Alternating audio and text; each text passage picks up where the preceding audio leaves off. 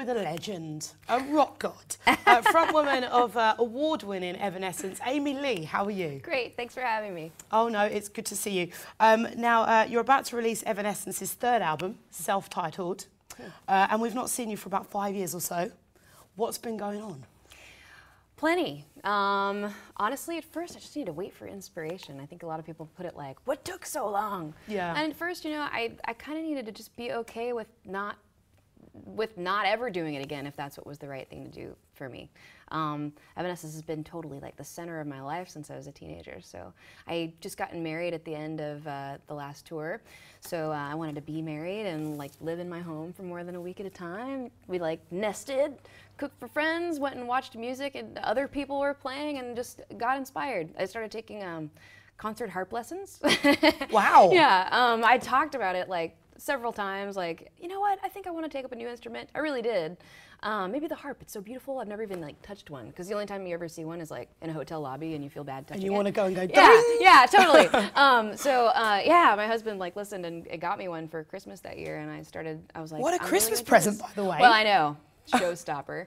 So yeah, that took the cake. So I just got really into it and it was really fun. I mean, so I've played piano my whole life, so it was cool to just be learning again, you know, and it's sort of in the same family. So anyway, I did all that and then just started writing music. I mean, it's kind of what I do.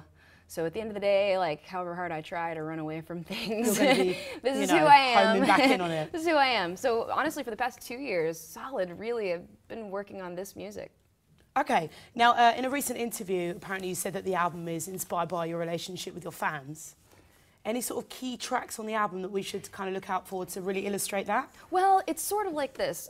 Actually, it's more like my relationship with Evanescence itself. Like, the whole thing, like, that in my life.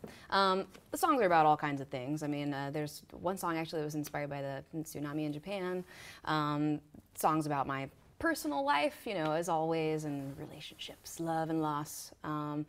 Yeah, actually, the reason for the self-titled was sort of like, been going through this phase for the past year or so, just wanting badly to come back to this and missing the fans and remembering all the things about this that are so dear to me. You know, we've worked so hard for such a long time. It's weird that it's been like over a decade now that I've been doing this. It's really weird, actually, because I don't feel that old. But it's so cool because now that we're coming back and getting into it, seeing the same faces. Like, we have fans that have really been around and that are just fans for life. That's such a huge thing. So cool. We're so lucky to have them. And you must be, you know, they must be just so glad to have you back. It must be like, it feels yes! like it. It feels like it, yeah. What reception did you get from the lead single, What You Want? I mean, I think they love it. I actually haven't heard anything negative, which is awesome. I mean, maybe they just don't want to say it to my face. No, they seem really excited. We're excited. You know, I think the rule is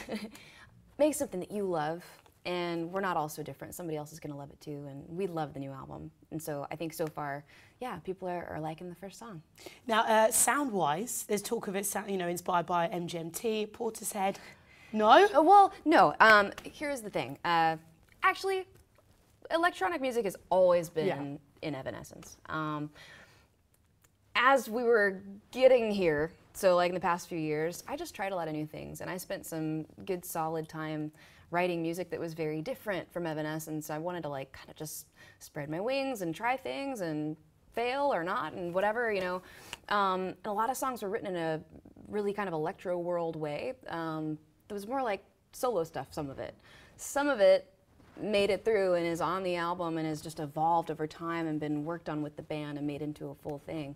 But actually, at the end of the day, the thing that we really honed in on past that phase in the writing was the band, was making it more of a band record than ever, making the core music really tight and strong and, I don't know, badass. That's kind of the point. We're just like having fun with it, just rocking. It just rocks. It's like an up band album, hence the self-titled. So, yeah, there is that electronic stuff, definitely, but I don't think it's so much at the forefront anymore. I think that the electronic stuff is the cool new element, along with some of the attitude from the vocals. But it's Evanescence. It's a band record more than anything else.